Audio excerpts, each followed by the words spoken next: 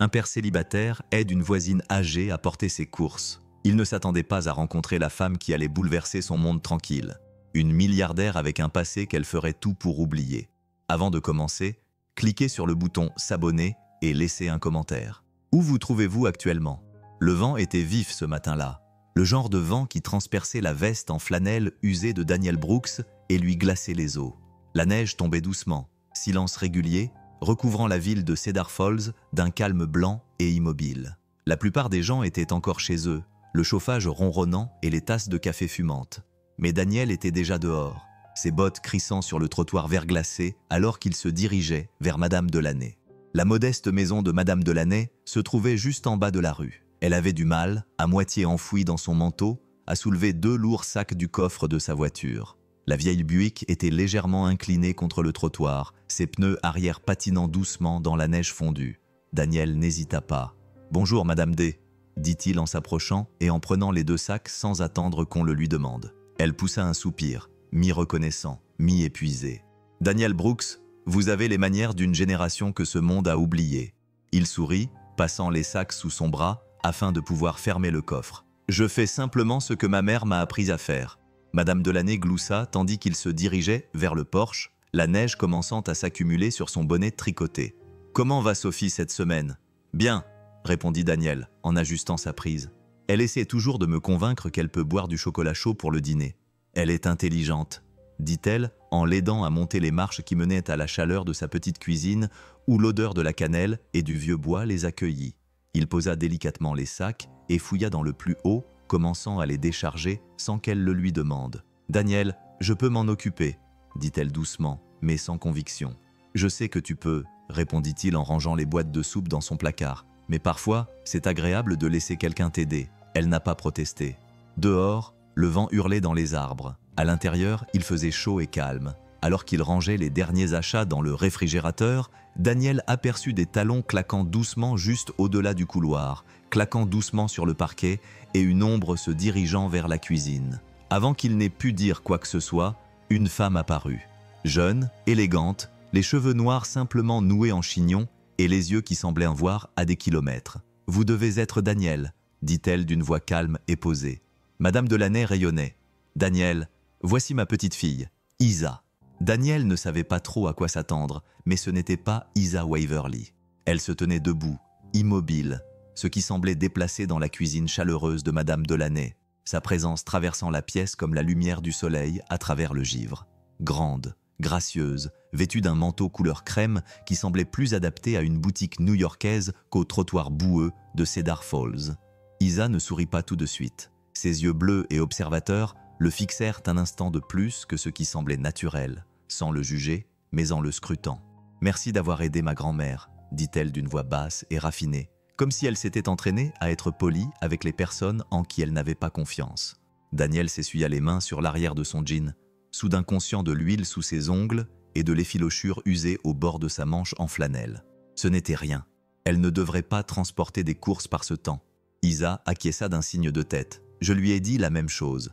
Madame Delaney, désormais occupée à déballer des œufs avec une sorte de nonchalance forcée, gloussa doucement. « Vous allez très bien vous entendre tous les deux. L'entêtement est de famille. » Daniel esquissa un léger sourire, ne sachant pas si c'était un compliment ou un avertissement. Isa se dirigea vers le comptoir et prit un carton des mains de sa grand-mère, ses mouvements précis et routiniers. Elle n'était pas à sa place dans cette maison, mais elle faisait de son mieux pour jouer son rôle. « Je ne reste que quelques jours, » dit Isa, comme pour clarifier quelque chose qui n'avait pas encore été demandé. Daniel acquiesça, laissant le silence s'étirer un instant avant de répondre. « Eh bien, bienvenue à Cedar Falls. J'espère que tout se passe bien pour vous. » Isa regarda vers la fenêtre givrée. C'est calme. Il y avait quelque chose dans sa façon de le dire. Elle ne semblait ni s'ennuyer, ni être dédaigneuse, mais plutôt surprise. Il observa son profil pendant une seconde. Des pommettes élégantes, un petit clou en argent dans une oreille, des cheveux relevés avec précision. Elle semblait être quelqu'un qui avait l'habitude de tout contrôler, sauf peut-être la raison pour laquelle elle était ici. « Bon, » dit Daniel en reculant vers la porte, « je vous laisse vous installer. Faites-moi savoir si vous avez besoin d'autre chose. » Isa acquiesça légèrement, pas chaleureusement, mais pas froidement non plus, juste avec réserve. Comme quelqu'un qui n'avait pas l'habitude de baisser sa garde, surtout auprès d'étrangers qui offraient leur aide sans rien demander en retour, Sophie Brooks avait toujours été du genre observatrice. Alors que la plupart des enfants de 8 ans s'agitaient pendant une conversation ou se désintéressaient, dès que les adultes commençaient à parler, Sophie observait. Elle remarquait les nuances dans la voix, les regards échangés, la façon dont le sourire de quelqu'un n'atteignait pas tout à fait ses yeux. Ainsi, lorsque Isa Waverly franchit la porte d'entrée de Madame Delaney cet après-midi-là, Sophie ne vit pas seulement une jolie femme vêtue d'un manteau chic. Elle vit quelqu'un qui lui était familier. Daniel était revenu plus tard dans la journée pour aider Madame Delaney avec une ampoule récalcitrante, et Sophie l'avait suivi, emmitouflée dans son manteau trop grand et serrant contre elle un livre de poche qu'elle avait déjà lu 2 fois. Dès qu'ils entrèrent dans la maison chaleureuse, les yeux de Sophie se posèrent sur Isa, qui était assise sur le canapé du salon, une tasse de thé à la main. « Bonjour », dit Sophie d'un ton enjoué en essuyant la neige sur ses mitaines. Isa leva les yeux, surprise, puis lui adressa un petit sourire. « Bonjour ». Madame Delaney jeta un coup d'œil depuis la cuisine. « Sophie, voici ma petite fille, Isa. Elle est venue passer quelques jours chez nous. » Sophie pencha la tête, l'observant attentivement. « Je t'ai déjà vue » dit Sophie. « Oh, nous nous sommes déjà rencontrés ?»« Non », répondit Sophie lentement, en s'avançant. « Mais je crois avoir vu ta photo. » Daniel, accroupi près du placard de l'entrée, jeta un coup d'œil à sa fille. Sa curiosité était à son comble. L'expression d'Isa changea légèrement, à peine perceptible pour un adulte. Mais Sophie le remarqua. Elle serra plus fort sa tasse. Son sourire ne s'élargit pas. « Je ne pense pas être sur des photos. Tu le saurais, » dit Isa doucement. Sophie fronça les sourcils, sceptique. Peut-être dans un magazine ou quelque chose comme ça. Daniel haussa un sourcil, à moitié amusé. « Tu lis des magazines maintenant ?» Sophie haussa les épaules. « Madame Langlais les apporte parfois à l'école quand nous faisons des collages. » Isa rit doucement, se remettant de sa surprise. « Eh bien, peut-être que j'ai juste un de ces visages. » Mais le moment passa trop vite, et Sophie, qui était déjà en train de caresser le chat endormi de Madame Delaney, n'insista pas. Pourtant, cette pensée resta dans un coin de son esprit, comme une pièce de puzzle qui ne s'emboîtait pas tout à fait. Elle ne savait pas encore qui était Isa Waverly, mais elle savait sans aucun doute qu'il s'agissait d'une personne importante. Et Sophie Brooks n'oubliait jamais un visage. Le dîner n'était pas prévu. Il s'était simplement improvisé. Daniel était venu réparer le ventilateur de plafond qui vibrait dans le salon de Madame Delaney. Et lorsqu'il eut terminé, le soleil était déjà bas, et la neige tombait drue, en flocons doux et réguliers. Sophie, qui avait toujours envie de se réfugier dans une cuisine bien chauffée, aidait déjà Madame Delaney à remuer une marmite de ragoût de légumes. Isa était assise tranquillement à table, un roman relié ouvert devant elle. Mais Daniel remarqua qu'elle n'avait pas tourné une page depuis près de 10 minutes. « Restez dîner », insista Madame Delaney en agitant une louche comme un chef d'orchestre. « Toi aussi, Isa. Dieu sait qu'il est trop glissant pour conduire, et ce ragoût ne va pas se manger tout seul. » Daniel hésita, jetant un coup d'œil vers Isa. Elle leva les yeux et, pour la première fois depuis qu'il l'avait rencontrée, il vit quelque chose de moins méfiant dans son regard. Pas exactement de la chaleur, mais peut-être une permission. « Ça te va ?» lui demanda-t-il avec désinvolture, en époussetant la neige sur la manche de sa veste. Isa ferma doucement le livre. « Bien sûr, j'aimerais bien. » Sophie rayonna et se précipita pour mettre la table, sortant des assiettes et des couverts dépareillés sans qu'on le lui demande. Ils s'assirent tous les 4 ensemble à la petite table ronde de Madame Delaney, sous la faible lueur d'une vieille lampe de cuisine. Le ragoût était simple, copieux, poivré, exactement ce qu'il fallait pour une soirée d'hiver. Daniel observait Isa entre 2 bouchées. Elle avait de bonnes manières, cela ne faisait aucun doute. « S'il vous plaît » et « merci », les coudes hors de la table, la serviette soigneusement pliée sur ses genoux. Mais ce n'était pas seulement de la politesse, c'était une habitude. Le genre d'habitude qui vient d'années de dîners formels et d'attentes élevées.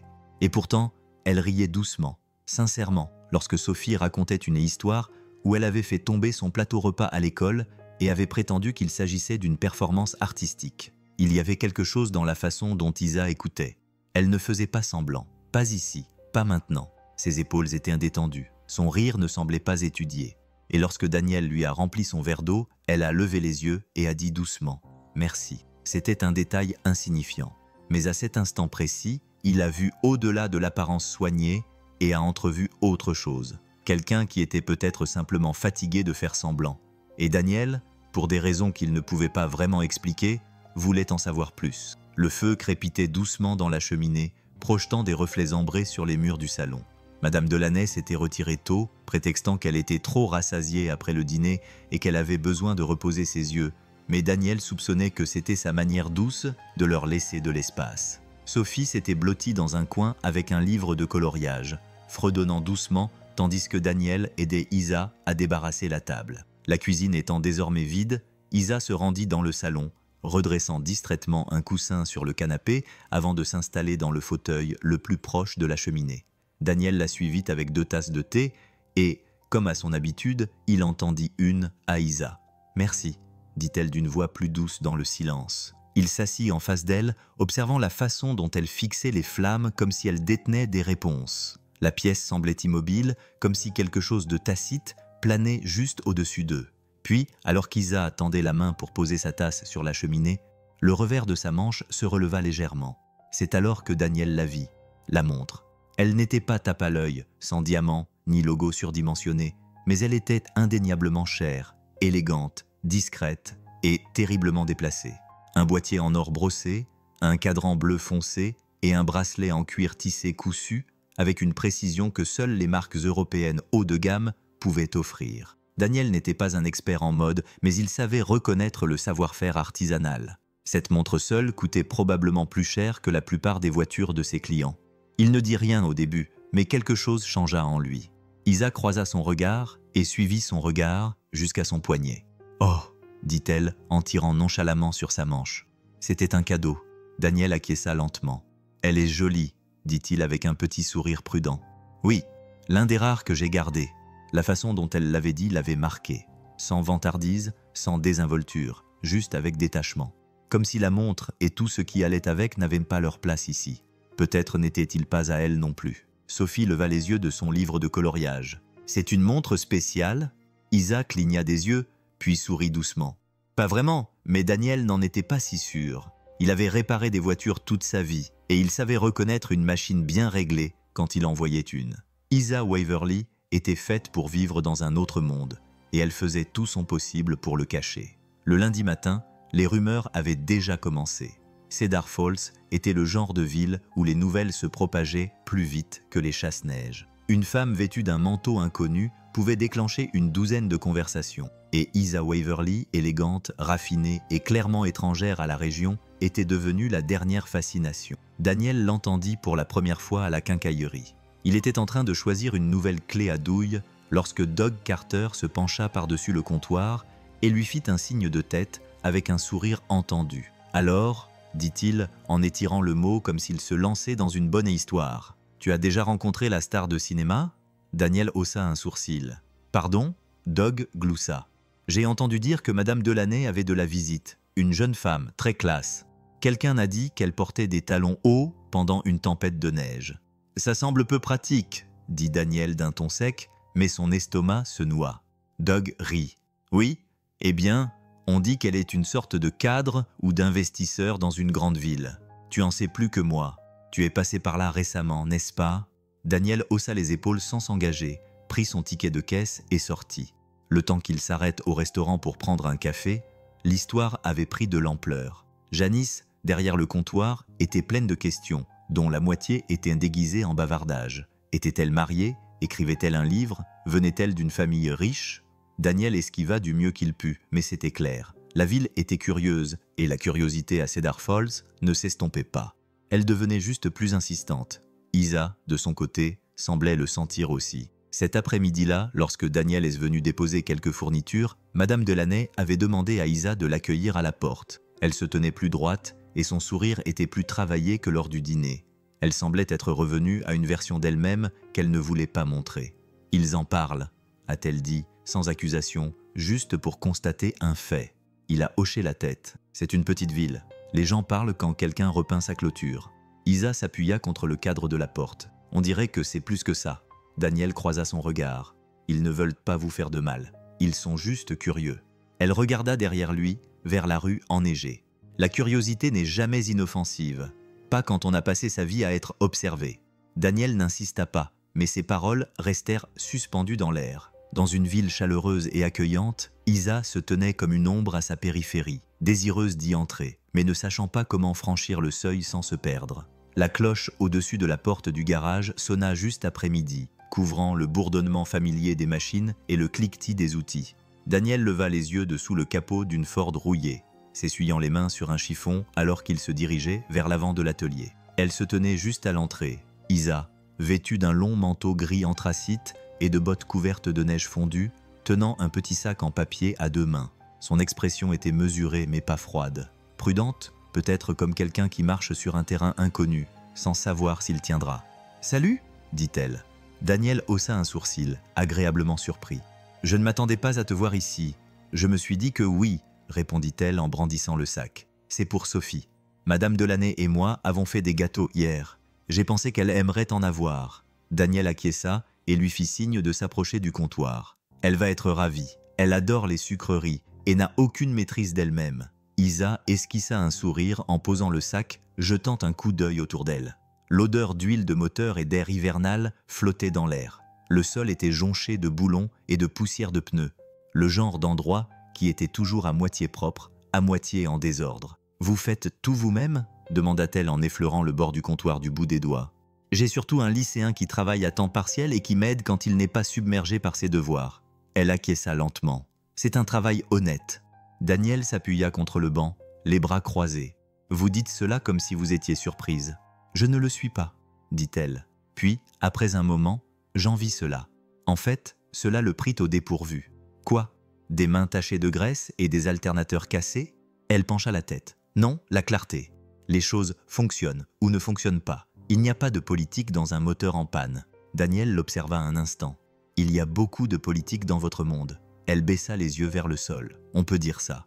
L'atmosphère entre eux s'apaisa. Ce n'était pas inconfortable, mais il y avait une tension palpable, car aucun d'eux ne savait vraiment quoi dire. Daniel plongea la main dans le sac et en sortit un biscuit, qu'il brandit en faisant semblant de l'inspecter. « Eh bien, si vous essayez de soudoyer Sophie, c'est un bon début. » Isa rit. Et cette fois, ce n'était pas mesuré. C'était réel. Et pour la première fois depuis son arrivée à Cedar Falls, elle ressemblait un peu moins à quelqu'un en fuite et un peu plus à quelqu'un qui pourrait vouloir rester. La voiture l'attendait lorsqu'il sortit le lendemain matin, élégante, basse et rutilante, comme si elle n'avait jamais roulé sur une route de terre de sa vie. Elle trônait maladroitement dans le parking en gravier derrière le garage, déplacée parmi les pick-up rouillés et les berlines vieillissantes qui bordaient habituellement la clôture. Daniel en fit le tour, les mains dans les poches de sa veste. Le badge sur le capot, discret et stylisé, indiquait qu'il s'agissait d'une Ravenholz 90, une machine de précision qui coûtait plus cher que la plupart des maisons de Cedar Falls. Il n'en avait vu qu'une seule auparavant, il y a des années, dans un magazine automobile que quelqu'un avait laissé dans l'atelier. Une voiture de location, avait-elle dit. Il s'accroupit près du pneu avant et expira lentement, faisant semblant de ne pas trop réfléchir. Le moteur avait un raté. Assez simple, peut-être une bobine ou un capteur défectueux, mais la voiture elle-même murmurait une autre histoire. On ne loue pas une Ravenholz dans une ville comme celle-ci. On en héritait, on était né avec, ou on le fuyait. Le capot s'ouvrit sous ses mains, il le souleva et se pencha. L'odeur du métal propre et des pièces haut de gamme lui monta au nez. Tout sous la surface était trop propre, trop parfait, comme si la voiture avait été entretenue par des techniciens en gants blancs, dans des garages, à température contrôlée. Quelque chose n'allait pas, il leva les yeux. Isa se tenait à quelques mètres de lui, emmitouflée dans un manteau de laine, les bras croisés pour se protéger du froid. « Non, » répondit Daniel, « c'est juste une voiture de luxe. » Elle acquiesça d'un signe de tête. « Je t'avais dit que c'était une voiture de location. »« Ah bon ?» Il se retourna vers le moteur, gardant un ton neutre. « Tu loues toujours une Ravenholz. » Il y eut un silence, puis le bruit léger de ses bottes sur le gravier lorsqu'elle s'approcha. « Je n'ai pas pensé à l'impression que cela pourrait donner. Je ne pensais pas rester ici aussi longtemps. » Daniel serra un boulon, puis leva les yeux vers elle. « Tu comptes partir bientôt ?» Isa ne répondit pas tout de suite. Son regard se posa sur la ligne d'arbres lointaine à la lisière de la ville. « Je ne sais pas, » dit-elle doucement. « Peut-être que je suis fatiguée d'aller dans des endroits où je ne me sens jamais chez moi. » Daniel ne la pressa pas, mais quelque chose bougea dans sa poitrine. Il baissa les yeux vers le moteur et continua à travailler, mais les questions ne cessèrent pas. Pas sur la voiture, pas sur la femme qui la conduisait. Le garage était calme cet après-midi-là, à l'exception du tic-tac du moteur qui refroidissait et du léger bourdonnement de Sophie qui fredonnait depuis le bureau pendant qu'elle coloriait. Daniel était assise à son bureau, les doigts suspendus au-dessus du clavier, son téléphone posé à côté de lui, face vers le bas. Il avait lutté contre cette envie toute la matinée, mais la curiosité avait tendance à persister, surtout quand quelqu'un comme Isa Waverly entrait dans votre vie et vous confiait un mystère sur 4 roues. Il ouvrit le navigateur et tapa lentement « Isa Waverly ». Pendant un instant, rien ne se passa. Puis la page se chargea et la vérité le frappa plus fort qu'il ne l'avait prévu. Elle était là, sous forme numérique. Titre après titre, l'héritière Waverly disparaît de la scène publique. Isa Waverly démissionne de son poste de responsable des relations publiques chez Waverly Motors au milieu d'un scandale familial, des salles de réunion aux routes secondaires. Où est Waverly maintenant? Daniel se pencha en arrière sur sa chaise, le souffle coupé. La photo en haut d'un article la montrait lors d'un gala de charité, les mêmes yeux perçants, la même mâchoire anguleuse, les cheveux relevés en un chignon soigné, entourée d'une foule de costumes et de robes de soirée. Elle ne ressemblait pas à la femme qui se tenait dans son garage 2 jours auparavant, un sac en papier rempli de biscuits à la main. Mais c'était bien elle, sans aucun doute, Waverly Motors, l'un des plus grands constructeurs automobiles de luxe au monde. Le même nom gravé sur le bloc moteur de cette Ravenholz. Daniel expira lentement. Bon sang. Il cliqua sur les articles, tous plus intrusifs les uns que les autres, racontant les rumeurs de lutte de pouvoir entre son père, les conflits entre actionnaires, les scandales médiatiques impliquant le conseil d'administration. Certains la félicitaient d'être le visage apaisant de la marque. D'autres l'accusaient de s'être enfuie lorsque les choses se sont compliquées.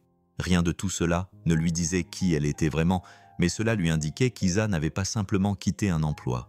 Elle avait quitté un empire. Papa. La voix de Sophie retentit depuis l'embrasure de la porte. « On peut aller boire un chocolat chaud après le travail ?» Il se retourna, surpris, puis acquiesça. « Oui, oui, on peut. » Alors qu'elle disparaissait dans le bureau, Daniel fixa une nouvelle fois l'écran, le nom d'Isa, sa photo, son univers. Puis il ferma l'onglet, se pencha en avant et se frotta les mains, essayant de se recentrer. Quelle que soit la raison pour laquelle elle fuyait, ce n'était pas seulement une vie de luxe, c'était tout ce qui allait avec. Le ciel prenait une teinte lavande lorsque Daniel s'engagea dans l'allée de Madame Delaney, les phares fendant la brume du soir. Le froid s'était installé tôt et une fine couche de givre recouvrait déjà les balustrades du porche. Il n'avait aucune raison de s'arrêter. Il n'avait plus de tâches à accomplir, ni de courses à faire. Mais quelque chose le tracassait, trop discret pour être ignoré. Il trouva Isa à l'arrière, debout près du potager où poussaient autrefois des tomates d'été. Elle portait un pull épais sous son manteau, les mains enfoncées dans ses poches, les cheveux tirés en arrière en un chignon lâche. Elle ne s'est pas retournée quand il est descendu du porche. « Je t'ai cherché sur Google », dit-il simplement. Elle sursauta, mais ne fit pas semblant d'être surprise. Ses épaules se soulevèrent dans un souffle silencieux. « Bien sûr que tu l'as fait. » Daniel s'approcha un peu plus, s'arrêtant à quelques mètres derrière elle. « Pourquoi ne m'as-tu pas dit qui tu étais ?» Elle se retourna alors lentement, sans faux semblant, sans charme, juste avec des yeux fatigués et cette honnêteté creuse qui vient après avoir caché quelque chose trop longtemps. « Parce que je voulais être quelqu'un d'autre, » dit-elle, juste pour un petit moment. Daniel scruta son visage, la tension silencieuse autour de sa bouche, la lueur de honte dans ses yeux. « Tu n'es pas seulement quelqu'un avec une belle montre et une voiture de location. Tu es Isa Waverly, comme dans Waverly Motors. » Elle eut un petit rire sans humour. « Oui, ce nom ne permet pas d'avoir beaucoup de vraies conversations. » Il croisa les bras, mais sa voix resta calme. « Tu fuis ta famille ou le désordre qu'ils ont créé ?»« Les deux, » répondit-elle sans hésiter. « Après que la santé de mon père se soit détériorée, c'est devenu une question de contrôle. Le conseil d'administration voulait une figure de proue, et j'étais la cible la plus facile. Je souriais sur scène, je prononçais des discours bien ficelés, mais à l'intérieur, je me noyais. » Elle baissa les yeux, puis les releva vers lui. « Je ne suis pas ici pour impressionner qui que ce soit, Daniel. Je suis ici parce que je ne savais pas où aller. Cedar Falls n'était qu'un point sur une carte. » Il acquiesça lentement, laissant le silence s'installer entre eux. « Vous auriez pu me le dire, je sais, » dit-elle d'une voix calme. « Mais je ne voulais pas que tu me regardes comme tout le monde me regarde, » dit Daniel, le regard adouci. « Et comment ça ? Comme un gros titre, » murmura-t-elle. « Pas comme une personne. » Il n'y avait rien de spectaculaire à ce moment-là. Pas de musique dramatique, pas de révélation fracassante, juste 2 personnes debout dans le froid, essayant de faire la paix avec la vérité. « Je ne le dirai à personne, dit-il. » Elle croisa son regard, et pour la première fois, elle sembla le croire. Ils s'assirent sur la terrasse arrière en silence, un silence qui n'était pas gênant, mais lourd de non-dits. Le froid leur mordait les joues, mais aucun des deux ne semblait pressé de rentrer. Une seule lampe de Porsche projetait une lueur chaleureuse entre eux, et l'odeur de la fumée de bois flottait depuis une cheminée voisine. Isa tenait une tasse de thé entre ses deux mains, la vapeur s'élevant dans l'air nocturne. Daniel ne la pressa pas. Il attendit simplement, les coudes posés sur les genoux, les yeux fixés sur l'herbe couverte de givre au-delà de la clôture. Finalement, Isa prit la parole. « Mon père a construit Waverly Motors à partir de rien, dit-elle. Il a commencé dans un garage plus petit que votre atelier. C'était un visionnaire. Et pendant un certain temps, tout ce qu'il touchait se transformait en or. » Daniel leva les yeux. Elle ne le regardait pas. Elle fixait droit devant elle, comme si elle revoyait tout se dérouler sous ses yeux. Mais quand il est tombé malade, les choses ont rapidement changé. Les administrateurs ont fondu sur lui comme des vautours. Des gens que j'avais toujours appelés oncles et tantes ont commencé à chuchoter à propos du cours des actions et des plans de succession. Sa voix se fit cassante. Ils avaient besoin de quelqu'un à mettre devant les caméras. Quelqu'un avec le bon nom, le bon sourire. Je suis donc devenu leur porte-parole. Daniel ne dit rien, mais son regard ne vacilla pas. J'ai bien joué le jeu pendant un certain temps, poursuivit-elle. J'ai joué mon rôle, j'ai dit tout ce qu'il fallait dire, j'ai souri jusqu'à en avoir mal au visage. Mais plus j'essayais de maintenir les apparences, plus je perdais tout sens de qui j'étais. Elle fit une pause, son souffle visible dans le froid. Un soir, je me suis regardé dans le miroir et j'ai réalisé que je n'avais pas pris de véritable décision depuis des mois. Je ne faisais que réagir en étant celle qu'il voulait que je sois, et je détestais ça. Elle se tourna vers lui, finalement. Alors je suis parti, j'ai pris la voiture, j'ai choisi un endroit sur la carte et j'ai roulé. Je ne savais rien de Cedar Falls. J'avais juste besoin de calme, d'un endroit où je pouvais respirer. Daniel acquiesça lentement. Et maintenant, j'essaye encore de me souvenir de ce que l'on ressent vraiment, murmura-t-elle. Il n'avait pas de réponse parfaite, mais il lui offrit quelque chose de mieux.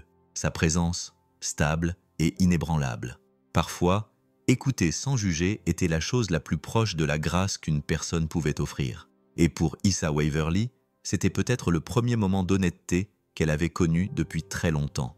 Les jours suivants se déroulèrent tranquillement, enveloppés dans la neige et le rythme doux de la vie d'une petite ville. Isa n'essayait plus de combler le silence. Elle se laissait aller à arpenter lentement le marché, à prendre une deuxième tasse de café le matin, à s'asseoir à côté de Sophie pendant qu'elle dessinait de petits animaux avec des crayons de couleur et une concentration sérieuse.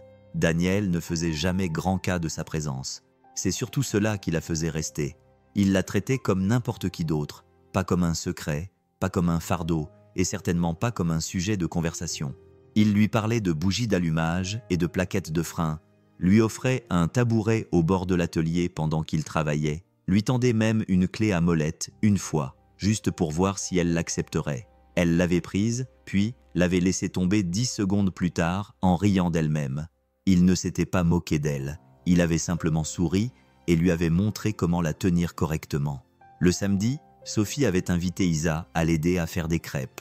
Daniel s'était tenu à l'écart et les avait laissés s'emparer de la cuisine, tout en gardant un œil vigilant lorsque Sophie avait failli verser toute une bouteille de vanille dans la pâte. À la fin, Isa avait de la farine dans les cheveux et du sirop sur la manche, et elle ne se souvenait plus de la dernière fois où elle avait eu mal au visage à force de sourire. C'était simple, sans complications, réel.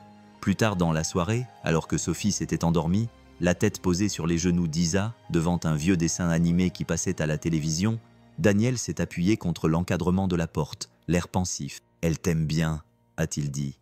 Isa a écarté une mèche de cheveux du front de Sophie. « Je l'aime bien aussi ». Daniel hocha légèrement la tête. Cette ville est calme, voire ennuyeuse selon certains critères, mais elle est honnête. « Passez, de quand c'était ?» Elle leva les yeux vers lui, le regard doux. C'est exactement pour cela qu'elle est importante. Il ne lui demanda pas ce qu'elle voulait dire. Il n'en avait pas besoin, car il voyait déjà les changements dans la façon dont Isa bougeait plus doucement, parlait plus facilement, riait sans se retenir.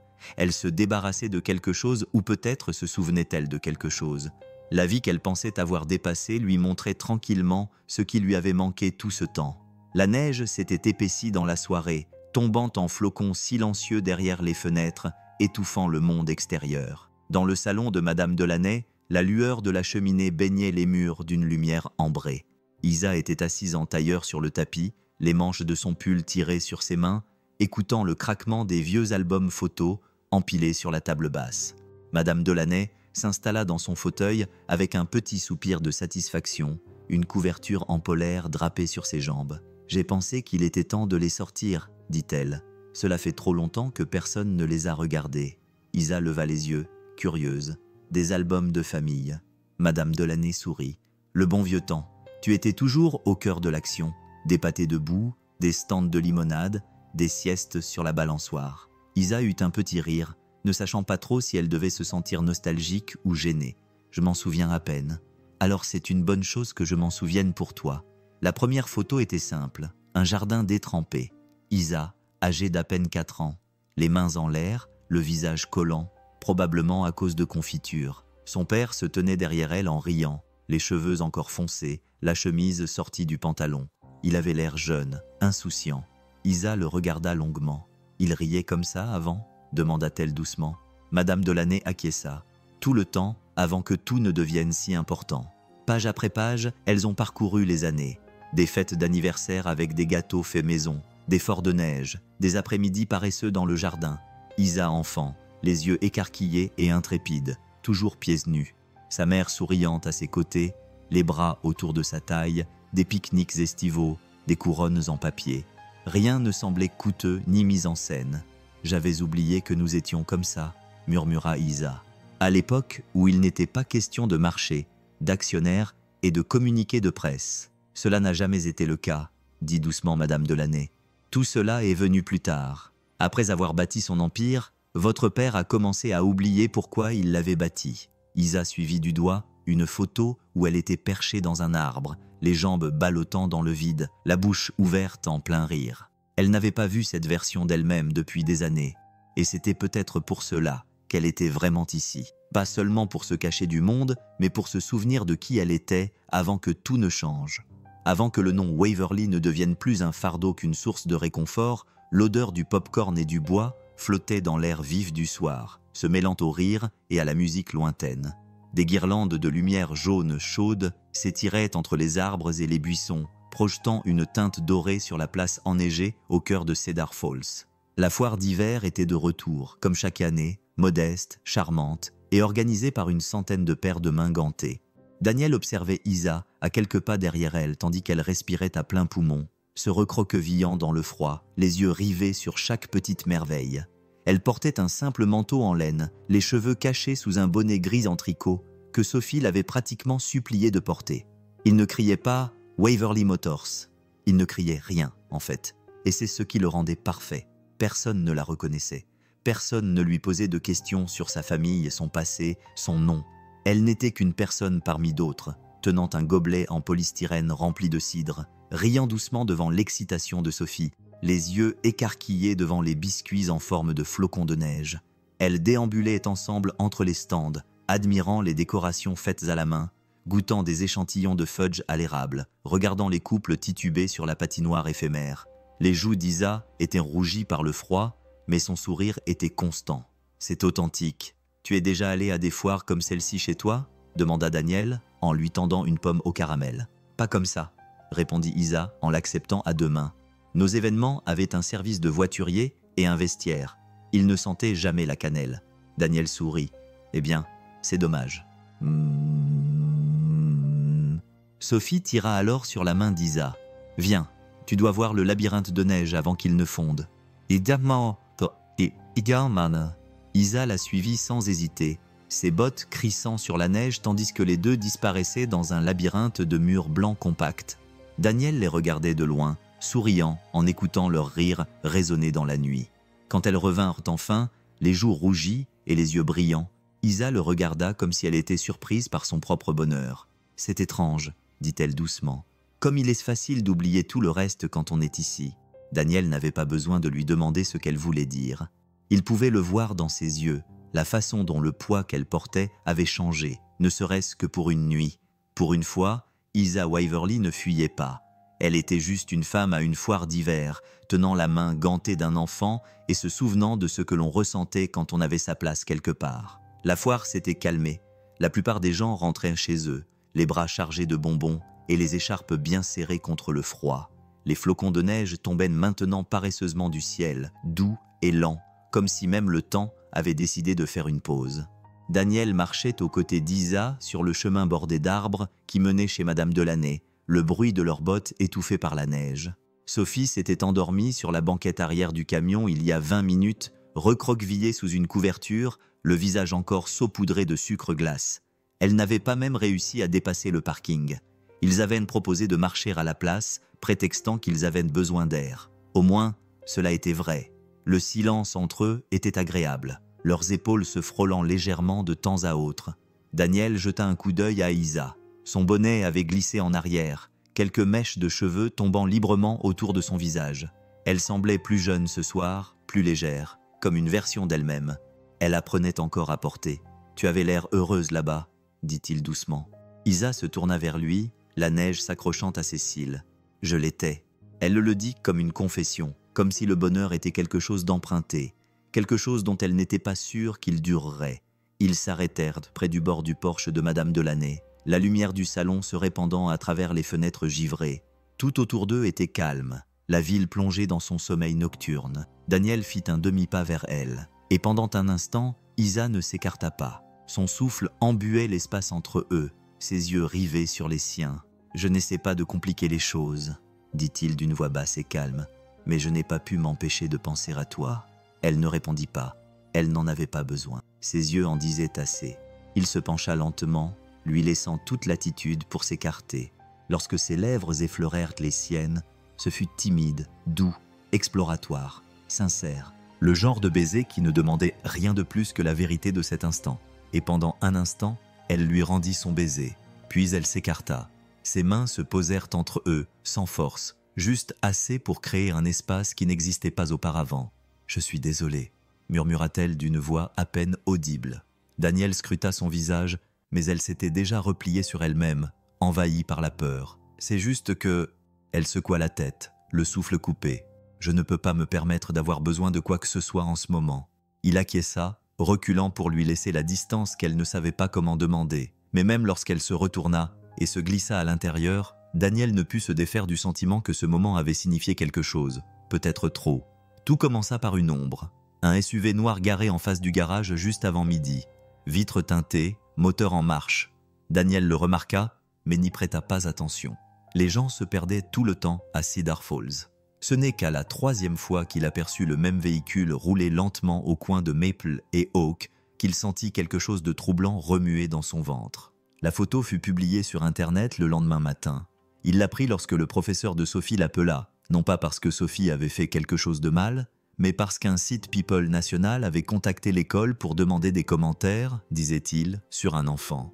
Daniel avait à peine terminé l'appel que le téléphone du garage sonna à nouveau. Cette fois, c'était un journaliste, à la voix trop suave, lui a posé des questions sur ses liens avec Isa Waverly, l'héritière qui se cachait actuellement dans sa ville. Il a raccroché sans répondre, mais le mal était déjà fait. L'image était partout. Daniel et Isa debout à la foire de la ville, proches l'un de l'autre, la tête penchée vers lui, la neige tombant entre eux comme dans une scène de film. Le titre était un coup de poing dans le ventre. Waverly Harris aurait une liaison amoureuse avec un mécanicien d'une petite ville. Un scandale en flanelle.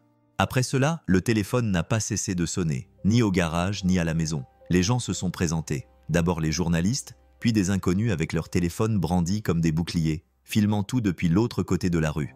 La routine tranquille de Sophie a été bouleversée. Elle s'est accrochée à la jambe de Daniel à l'épicerie lorsqu'une caméra les a suivis dans le rayon boulangerie. Et Isa, elle a disparu. Pas physiquement, elle était toujours chez Madame Delaney. Elle ne venait plus au garage. Elle ne s'arrêtait plus pour prendre un café, des biscuits ou discuter. Son silence était pesant, son absence encore plus. Daniel se tenait derrière le comptoir du magasin, fixant l'écran fissuré de son téléphone où la photo flottait toujours, inondée de dizaines de commentaires. Sa vie avait été calme, honnête, prévisible. Et maintenant, toute cette affaire, sa fille, la fragile construction qu'il avait bâtie, faisait la une des journaux. Non pas à cause de quelque chose qu'il avait fait, mais à cause de qui elle était et de ce qu'elle avait essayé si fort de laisser derrière elle. Au milieu de la semaine, le garage ne semblait plus appartenir à Daniel. Les journalistes avaient appris à connaître le rythme de la ville à la sortie des classes. Lorsque l'affluence du déjeuner s'est calmée, au moment où Daniel ouvrait habituellement son magasin, ils se sont posés aux abords de sa propriété comme des oiseaux de proie. Les caméras se sont levées dès qu'il a mis le pied dehors. Certains lui ont crié des questions. D'autres se contentaient de le fixer à travers leurs objectifs zoom, comme s'ils attendaient que quelque chose craque. Et il n'y avait plus qu'eux. Des inconnus avaient commencé à se présenter. Des gens qui voulaient des autographes, des photos, du spectacle. Certains ont même essayé de prendre de faux rendez-vous juste pour entrer dans le bâtiment. Un homme a demandé si Sophie était vraiment sa fille. C'est la seule fois où Daniel a failli perdre son sang-froid. Il a installé un panneau interdit aux médias sur la clôture et a fermé le portail pendant les heures de travail. En 3 jours, son chiffre d'affaires a chuté de près de moitié. Certains clients ne voulaient tout simplement pas attirer l'attention. D'autres avaient peur d'être photographiés pendant le remplacement de leur pot d'échappement. Sophie était plus calme désormais. Elle serrait son sac à dos plus fort lorsqu'il la déposait, gardait la tête baissée lorsqu'il marchait dans un lieu public. Elle ne parlait pas beaucoup des caméras, mais ses yeux trahissaient sa peur, non pas d'Isa, mais de ceux qui l'accompagnaient. Lorsque Isa apparut enfin à l'entrée du parking, Daniel était en train de fermer boutique plutôt que d'habitude. Elle semblait avoir maigri, son manteau était serré autour d'elle, ses yeux étaient cernés de fatigue. « Je suis désolée », dit-elle avant même qu'il ne se tourne vers elle. Daniel s'essuya les mains sur un chiffon, lentement et silencieusement. « Ce n'est pas ta faute si le monde ne te laisse pas tranquille. » Elle serra les mâchoires. « Si, c'est ma faute. Je pensais pouvoir disparaître ici, m'intégrer. Mais j'ai apporté tout ce que j'essayais de fuir dans ta vie, dans celle de Sophie. Elle a peur. » Il le dit sans détour. « Je ne te mentirai pas. » Cela la blessa plus profondément qu'il ne l'avait prévu. Isa baissa les yeux vers ses bottes, son souffle formant de la buée dans le froid. « Je ne suis pas venue ici pour faire du mal à qui que ce soit, » murmura-t-elle. « Surtout pas à toi. »« Je sais, » répondit Daniel, « mais cela fait mal quand même. » Le vent soufflait entre eux, froid et agité. Pour la première fois depuis son arrivée, Isa semblait ne pas savoir quoi faire, et Daniel non plus. Le matin de son départ était calme. Pas de neige, pas de journalistes, juste un ciel gris et terne qui pesait sur Cedar Falls comme si la ville retenait son souffle. Issa se tenait près du porche arrière, un seul sac de voyage à ses pieds, les cheveux attachés en arrière, de la même manière simple que le jour où ils s'étaient rencontrés. Elle semblait calme et maîtresse d'elle-même, mais Daniel savait qu'il n'en était rien. Il le voyait à la façon dont ses mains s'agitaient dans les poches de son manteau, à sa mâchoire crispée lorsqu'elle jetait un coup d'œil vers la route. « J'ai appelé un chauffeur », dit-elle sans le regarder dans les yeux. « Il m'emmènera à l'aéroport en ville. Je serai partie avant le déjeuner. » Daniel s'appuya contre la balustrade, les bras croisés, le cœur lourd dans la poitrine. « Tu n'es pas obligé de partir. » Elle leva les yeux et, l'espace d'un instant, baissa sa garde. « Je pense que oui. » Sophie n'était pas là. Elle était à l'école, en sécurité dans une salle de classe, loin des caméras et des gros titres. Cela faisait partie du plan d'Isa. Pas d'adieux interminables, pas de confusion, juste une rupture nette pour le bien de Sophie. « Ils ne te laisseront pas tranquille tant que je serai là, » dit-elle. « Et ils n'arrêteront pas tant qu'ils n'auront pas trouvé quelque chose à se mettre sous la dent. J'ai pensé que je pourrais peut-être me cacher, mais c'était naïf. » Daniel soupira. « Tu ne te cachais pas, tu essayais de vivre. C'est parfois la même chose, » répondit-elle doucement. Il s'approcha, suffisamment pour voir les larmes qu'elle refusait de verser. « Tu penses que partir va régler le problème ? » ?»« Non, » admit-elle. « Mais ça empêchera peut-être que ça empire. » Il n'y avait rien de dramatique dans sa voix, juste de la résignation, comme quelqu'un qui savait comment l'histoire se terminerait et qui était enfin prêt à cesser de prétendre qu'elle se terminerait différemment. Daniel voulait dire quelque chose, n'importe quoi, qu'elle comptait, qu'elle n'avait pas apporté ce poids toute seule.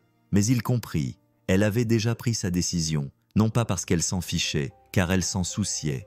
Elle prit son sac, s'arrêtant en passant devant lui. « Merci », dit-elle d'une voix étranglée, « de m'avoir permis de me rappeler ce que c'est que la normalité. » Puis elle descendit les marches vers la voiture qui l'attendait sans se retourner. Daniel resta sur le porche longtemps après que les feux arrière eurent disparu, le silence autour de lui plus assourdissant que jamais.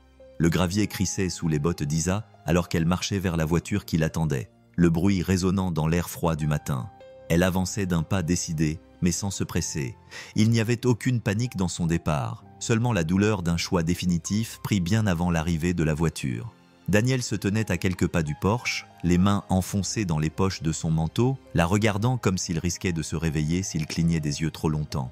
Le vent soulevait des mèches de ses cheveux alors qu'elle se tournait vers la porte, ses yeux rencontrant les siens pour ce qui semblait être la dernière fois. Aucun d'eux ne bougea immédiatement.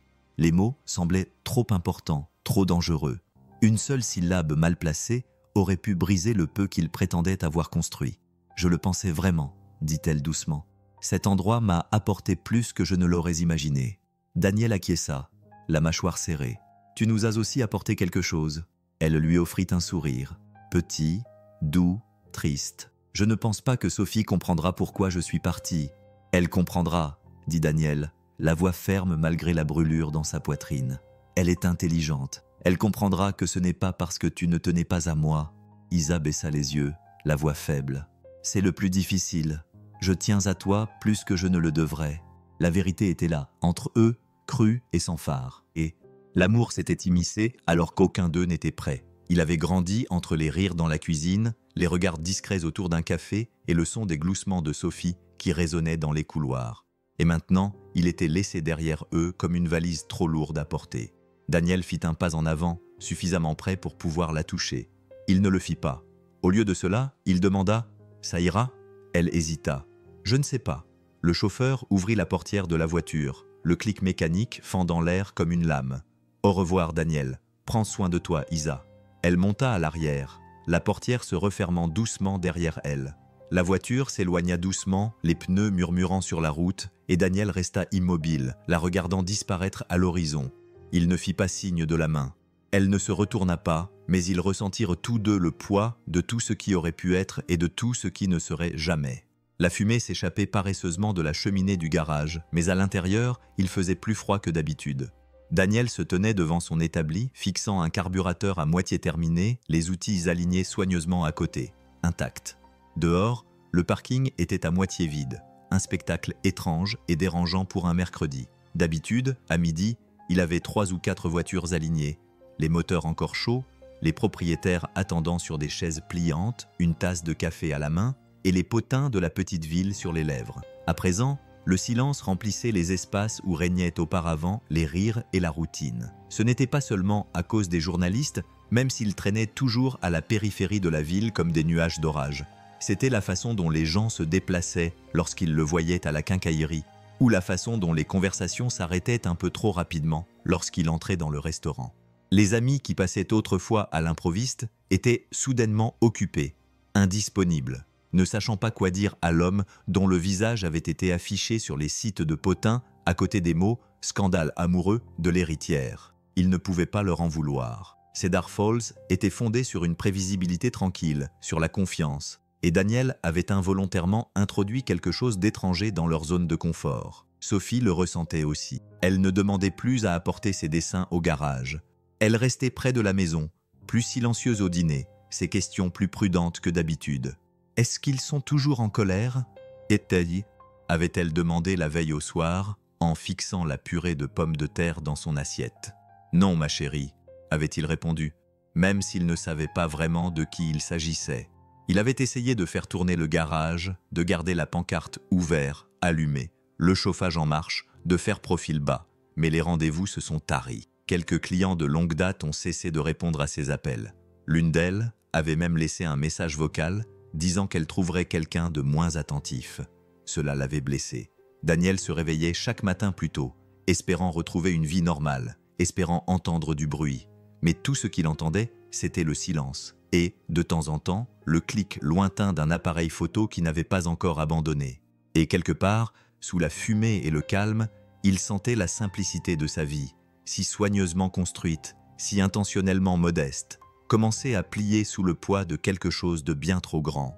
Isa était assise en tailleur sur le bord du lit de l'hôtel, un stylo à la main, au-dessus d'un épais papier à lettres de couleur crème qu'elle avait sorti du tiroir à côté d'elle.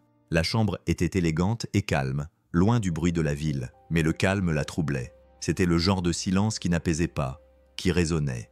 Elle fixa la page blanche pendant un long moment avant d'écrire finalement son nom, Daniel. Les mots vinrent lentement au début, hésitants, puis plus vite, comme si elle ne pouvait plus les retenir. « Je suis désolée de la façon dont je suis partie. Je n'ai pas assez parlé.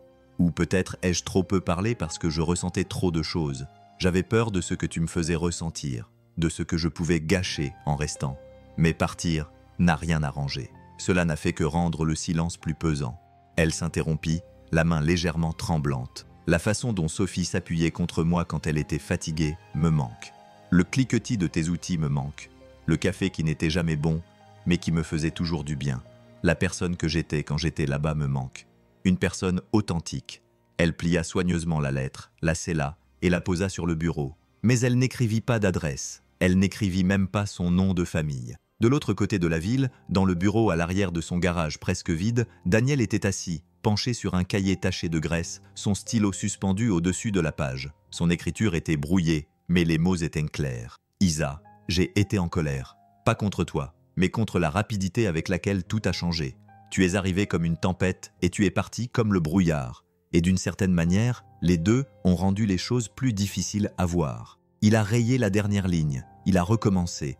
Je ne te reproche pas d'être parti, je me reproche d'avoir espéré que tu restes, d'avoir pensé que quelqu'un comme toi pourrait trouver ici quelque chose qui vaille la peine d'être conservé. » Il fixa la page pendant un long moment, puis ferma le cahier et le rangea dans un tiroir sous une pile de factures impayées.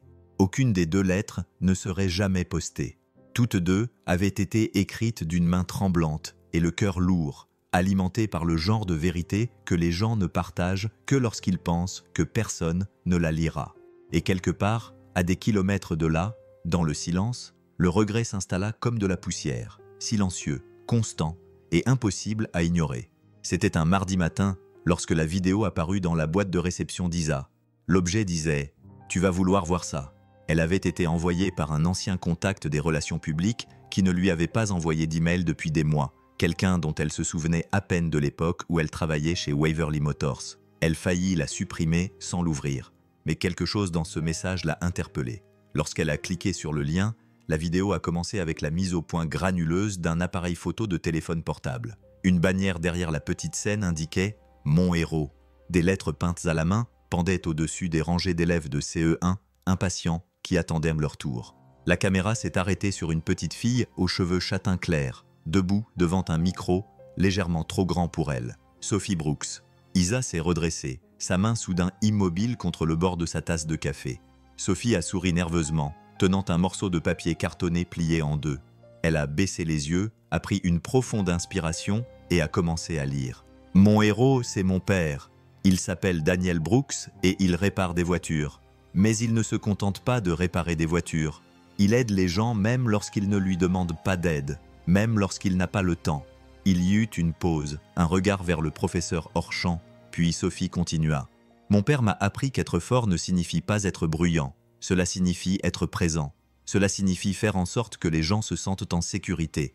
Et il n'abandonne jamais, même lorsque les choses deviennent difficiles, même lorsque les gens sont méchants ou ne comprennent pas. » Isa eut le souffle coupé.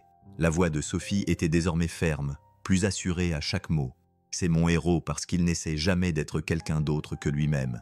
Et quand quelqu'un entre dans votre vie et vous rend plus courageux, vous ne l'oubliez jamais. » La caméra fit un léger zoom avant tandis que Sophie esquissait un petit sourire fier et brandissait un dessin au crayon représentant Daniel et elle devant le garage. Entre eux se tenait une femme coiffée d'un bonnet gris et arborant un cœur rouge vif sur la poitrine. Mon père dit que parfois, les héros... Daniel cligna des yeux.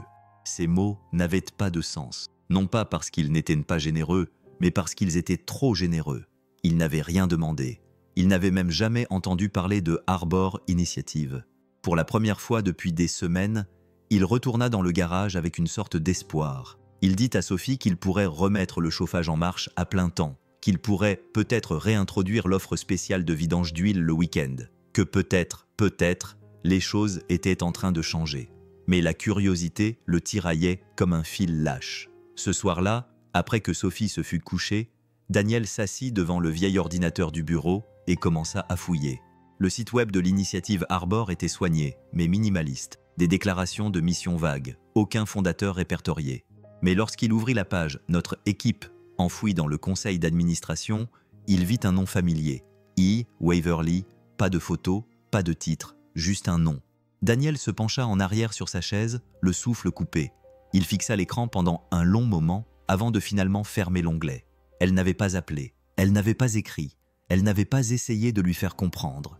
Elle avait simplement aidé, discrètement, avec précaution, de manière désintéressée. Pas de gros titres, pas de signature, juste une dernière faveur de la part d'une femme qui avait promis de ne pas aggraver les choses et qui avait quand même trouvé le moyen de laisser quelque chose de bien derrière elle. Il posa ses coudes sur le bureau, les yeux fermés. Isa ne s'était pas contentée de se souvenir de lui. Elle s'était souvenue de qui ils étaient, de qui ils avaient été, même si ce n'était que pour un court d'instant. Et pour la première fois depuis des semaines, le silence autour de lui semblait un peu moins vide. La photo était restée dans le portefeuille de Daniel pendant des semaines, pliée en deux, les bords usés à force d'être sortis, regardés et remis en place. Elle avait été prise par un bénévole lors de la fête foraine, quelqu'un qui prenait des photos sur le vif pour le conseil municipal. Il n'y avait pas prêté attention à l'époque, mais maintenant, elle semblait être plus qu'un simple souvenir. Elle semblait être une preuve. Isa se tenait au centre, emmitouflée dans le bonnet gris que Sophie avait insisté pour lui faire porter, le sourire mi-amusé, mi-surpris. Sophie était devant elle, tendant la main pour tenir sa moufle, et Daniel Brooks était sur le côté, regardant non pas l'appareil photo, mais Isa. Il ne se souvenait même pas avoir fait cela, mais la vérité était là, figée dans le temps. Il s'assit à la table de la cuisine tard dans la nuit, la maison était silencieuse, à l'exception du lent tic-tac de l'horloge. Sophie dormait à l'étage. Son dessin représentant les trois était toujours accroché de travers sur le réfrigérateur. La seule lumière provenait de la lampe au-dessus de l'évier. Daniel glissa la photo dans une simple enveloppe. Pas de carte, pas d'explication, juste la photo. Au dos, de son écriture irrégulière, il avait écrit 5 mots. « Nous étions heureux, c'est toujours vrai ». Il la regarda longuement, effleurant l'encre du pouce. Pas d'adresse de retour, pas de supplication, pas d'attente, juste un souvenir. Il la posta le lendemain matin avant de pouvoir changer d'avis. Il la déposa dans la boîte bleue devant la poste, les mains à la fois lourdes et légères. Elle pouvait l'ignorer, elle pouvait la jeter, elle pouvait ne jamais répondre. Mais maintenant, elle savait que ce qu'ils avaient vécu n'était pas un rêve, un moment ou quelque chose de fragile et d'éphémère, construit sur du temps emprunté. C'était réel, et quelque part, sous tout ce silence, cet espace et ces mots non dits, cela avait peut-être encore un sens. La salle de réunion de Waverly Motors était plus froide que dans le souvenir d'Isa, non pas en termes de température, mais en termes d'ambiance. Les murs étaient toujours ornés de portraits chromés d'anciens dirigeants, tous capturés en plein discours ou en pleine poignée de main, figés dans un héritage soigneusement conservé. À l'autre bout de la table en verre, son père était assis dans un fauteuil qui semblait désormais trop grand pour lui. Son physique, autrefois imposant, ayant été rapetissé par la maladie et des années de silence. Mais ses yeux étaient vifs, vigilants. La salle était pleine depuis 15 minutes, mais personne ne lui avait encore adressé la parole. Il discutait de ses projections trimestrielles, de l'agitation des investisseurs, du contrôle des dommages causés à la réputation, comme si elle ne venait pas de revenir après avoir disparu de leur monde sans même faire de déclaration. Jusqu'à présent. « Mademoiselle Waverly, dit M. Partiman, Yates, le responsable des relations publiques, d'un ton sec. Si nous voulons stabiliser l'image de l'entreprise, nous devons discuter de la façon dont votre récent départ a affecté la confiance du public. Allons-y, dit Isa calmement, en croisant les mains devant elle. Ce seul mot fit taire la salle. Elle n'éleva pas la voix. Elle n'a pas joué la comédie. Elle a simplement dit la vérité. Elle a parlé de la pression exercée par l'image sur l'intégrité, des communiqués de presse rédigés pour dissimuler les erreurs plutôt que pour les corriger, de la pourriture au cœur de l'entreprise, de la façon dont on lui avait appris à sourire tout en sacrifiant l'éthique au profit, de la façon dont elle avait passé des années à devenir une personne qu'elle reconnaissait à peine. Puis, elle s'est tournée vers son père. « Papa, je ne te reproche pas d'avoir bâti quelque chose de grand, mais nous avons oublié pour qui nous le construisions. À un moment donné, nous avons cessé de nous soucier des gens, et nous avons commencé à ne nous soucier que du contrôle. » Il n'a pas répondu. Il n'en avait pas besoin. Son regard était émouvant, mais la fierté suffisait. La salle se restait silencieuse après son discours. Tous les cadres étaient encore incertains, mais pour une fois, ils écoutaient. Ils écoutaient vraiment. « Je ne suis plus là pour nettoyer. » Elle a dit « Si je reste, je vais changer les choses. » À commencer par la façon dont nous traitons nos employés et les communautés que nous prétendons soutenir. Ce ne fut pas un tonnerre d'applaudissements. Il n'y eut que les hochements de tête de son père et un silence qui finit par ressembler à du respect. Le panneau indiquant Cedar Falls apparut juste au moment où le soleil perçait les nuages, projetant une lumière dorée sur les collines enneigées. Isa ralentit en passant devant le panneau de bienvenue, le cœur battant contre ses côtes à un rythme qu'elle n'avait plus ressenti depuis le jour de son départ. La ville semblait inchangée, petite, familière, nichée dans l'hiver, comme si elle appartenait à une autre époque. Mais quelque chose en elle avait changé. Elle n'arrivait pas dans une voiture empruntée, se cachant derrière une histoire vague et un nom qu'elle refusait de donner. Elle n'était pas Isa Waverly, hérisse pour un empire automobile. Elle était juste Isa, la petite fille de Madame Delaney, la femme qui avait autrefois tenu la main d'un enfant dans un labyrinthe de neige, celle qui avait embrassé un mécanicien dans le froid et qui s'était enfuie au moment le plus important. Elle s'engagea dans l'allée étroite derrière la maison de sa grand-mère, coupa le moteur et resta assise là un moment, respirant, laissant le poids s'installer dans sa poitrine. Seraient-ils en colère, blessés? Sophie sourirait-elle encore en la voyant, alors que le temps avait déjà transformé les souvenirs chaleureux en souvenirs glacés? La porte d'entrée s'ouvrit avant qu'elle ne l'atteigne. Madame Delaney se tenait sous le porche, les mains enfoncées dans les manches de son cardigan, le visage impassible. Isa remonta lentement l'allée, le cœur battant à tout rompre. « Tu es revenue ?» dit sa grand-mère d'une voix calme. « Je n'étais pas sûre d'être la bienvenue », répondit Isa dans un murmure à peine audible. « Madame » dit Madame Delaney en s'avançant et en la serrant dans ses bras avec une étreinte si ferme, si familière. Isa en oublia presque de respirer. « Tu es toujours la bienvenue », dit-elle. « Il fallait juste que tu sois prête à rentrer à la maison. » Oh ah. Quand Isa entra, la chaleur l'envahit presque. Le même tapis usé, la même odeur de thé à la cannelle et de savon à la lavande. Ce n'était pas le luxe, ce n'était pas le raffinement, c'était le confort, et c'était à elle si elle le voulait. Plus tard, elle passa devant le garage, ne sachant pas si Daniel lèverait les yeux dessous le capot d'une voiture.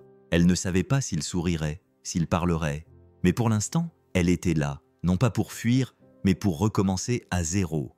Daniel ne la vit pas tout de suite. Il était sous le capot d'une Chevrolet de 95 dont la pompe à eau était cassée et transpirait malgré le froid. Le rythme régulier de son travail était la seule chose qui l'empêchait de ruminer ses pensées. Même après tout ce qui s'était passé, le silence, la photo, la bourse qu'il n'avait pas osé accepter, il ne s'attendait pas à la revoir. Puis il entendit sa voix. Besoin d'un coup de main? Il se figea lentement. Il se redressa, s'essuya les mains sur un chiffon avant de se retourner. Elle était là. Isa se tenait juste à l'intérieur du garage ouvert, son manteau déboutonné, les cheveux au vent, sans maquillage, sans vernis, juste elle. Et pendant une seconde, il ne sut pas quoi dire. Toutes les phrases percutantes qu'il avait répétées s'évanouirent dès que leurs regards se croisèrent. « Tu es de retour », dit-il d'une voix basse. « Je suis là », corrigea-t-elle. « Pas pour une visite, pas pour une pause, juste là. » Il hocha la tête une fois, puis s'écarta et lui fit signe de s'asseoir sur le banc. Elle le suivit et ils s'assirent dans le bourdonnement tranquille de l'atelier, entouré par l'odeur de l'huile et de l'air hivernal. « J'ai reçu ta photo », dit-elle. « Je m'en doutais. » Isa baissa les yeux vers ses mains, puis les releva vers lui. Ce n'était pas seulement un bon souvenir, c'était la première fois depuis des années que je me sentais moi-même. Pas de pression, pas de presse, juste le rire de Sophie, ton cidre horrible et ce sentiment tranquille que je n'avais peut-être pas besoin de continuer à fuir. Daniel l'observa, tout en lui était prudent, mais craquait. « Alors pourquoi es-tu parti ? » « Parce que je pensais qu'aimer toi signifiait ruiner ta vie, » répondit-elle, sans détour. « J'ai vu ce qui me suivait et j'ai paniqué. Je suis parti parce que je pensais que c'était la seule façon de te protéger, toi et Sophie. » Il poussa un soupir. « Nous n'avions pas besoin d'être protégés, Isa. Nous avions besoin de la vérité. » Elle fouilla dans sa poche et en sortit un morceau de papier plié, la photo même qu'il lui avait envoyée. Les contours étaient désormais plus flous. C'était la vérité. Je n'avais simplement pas eu le courage de croire que cela pouvait durer. Ils restèrent assis un moment dans ce silence fragile. « Je ne te demande pas d'oublier ce qui s'est passé, » murmura-t-elle. « Je veux juste avoir une chance de rester, en tant que moi-même, en tant que femme qui est tombée amoureuse d'un homme qui lui a donné le sentiment que le chez-soi n'était pas quelque chose qu'il fallait acheter. » La réponse de Daniel fut calme, mais assurée. « Alors reste. » Et pour la première fois, il n'y eut ni gros titres, ni dissimulation, juste la vérité honnête. Le printemps arriva lentement à Cedar Falls, repoussant l'hiver centimètre par centimètre. La neige fondit, les jours s'allongèrent, et avec eux vint quelque chose de nouveau, timide mais enraciné, comme une graine qui ose percer un sol à moitié gelé, sans savoir si le soleil restera. Daniel et Isa ne se précipitèrent pas tête baissée dans quoi que ce soit. Il n'y eut pas de déclaration dramatique, pas de promesses précipitées. Ce qu'ils construisaient maintenant était plus calme, plus fort, plus honnête. Cela a commencé par de petites choses. Un café sur la terrasse avec Sophie, qui ne regardait plus par-dessus son épaule quand Isa entrait dans la pièce. Une course commune à l'épicerie où ils ont croisé la moitié de la ville, et Isa n'a pas bronché quand quelqu'un l'a appelée Namonote, son célèbre surnom. Mais celle qui comptait ici, c'était Mademoiselle Waverly, la petite fille de Clara. Daniel a rouvert le garage à un flux plus régulier de clients, dont la plupart s'attardaient désormais un peu plus longtemps, juste pour voir si les rumeurs étaient vraies. Elle était de retour. Et cette fois, elle n'était pas une histoire. Elle aidait à déballer les livraisons et répondait au téléphone avec ce ton vif, mais désormais adouci. La femme en talons hauts était devenue la femme aux bottes usées et aux manches retroussées. Mais le véritable changement est survenu lorsque Isa a commencé à rencontrer discrètement le conseil municipal. Pas de gros titres, pas de caméra, juste Isa assise au bout d'une table pliante proposant des idées. Un fonds pour les réparations des petites entreprises, une proposition de modernisation de la bibliothèque municipale, des dons discrets pour maintenir ouvert le programme parascolaire de l'école. Elle n'a posé son nom sur rien. Elle ne voulait pas être remerciée. Il ne s'agit pas de réparer les choses, dit-elle un soir à Daniel alors qu'ils étaient assis sur les marches du porche de Madame Delaney, regardant Sophie courir après les lucioles dans le jardin.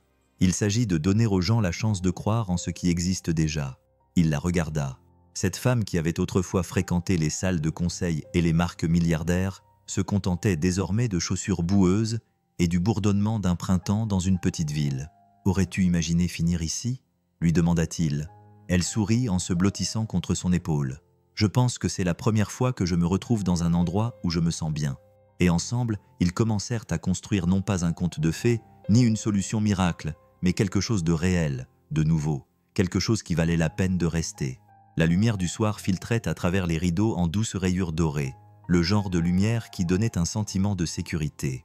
Sophie était assise en tailleur sur le tapis du salon, un puzzle usé étalé devant elle. Elle bougeait lentement, la langue légèrement sortie, essayant d'assembler 2 pièces bleu ciel. Isa l'observait depuis son fauteuil, une tasse de thé refroidissant entre ses mains, une couverture enroulée autour de ses jambes.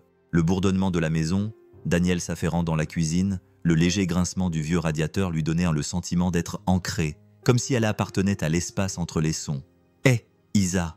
demanda Sophie sans lever les yeux. « Oui, ma chérie. » Il y eut un silence. Sophie inspira doucement avant de reprendre la parole. « Tu vas rester pour toujours ?»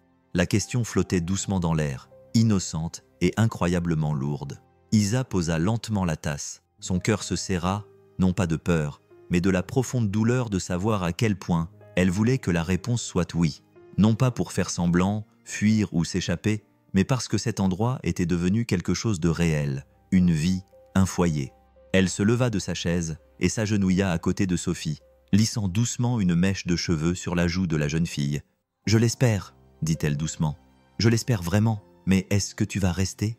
insista Sophie en la regardant, les yeux écarquillés et interrogateurs. « Tu vas rester pour toujours ?» Isa ne mentit pas.